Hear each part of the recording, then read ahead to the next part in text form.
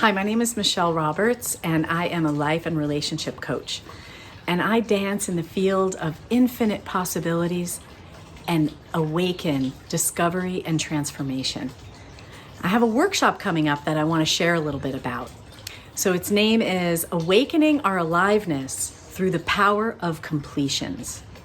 And what I've noticed in my own life is if I have something that I've left undone, that there's a certain weight to that it takes up space in my consciousness.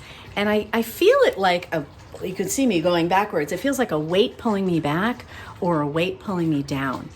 And so what this workshop is all about is reclaiming that energetic power that we have when we release what is no longer alive for us. And so we're going to be looking at energetic completions, like you might have had an experience with someone or something that you haven't quite let go of. So I have a beautiful practice we're going to be doing.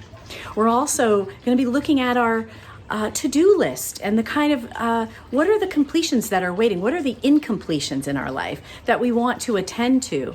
And I have a really fun and creative way for us to express those and for us to have something, a tool to move forward so that we can really awaken our aliveness, that we can enjoy life. There's lots going on in the world right now.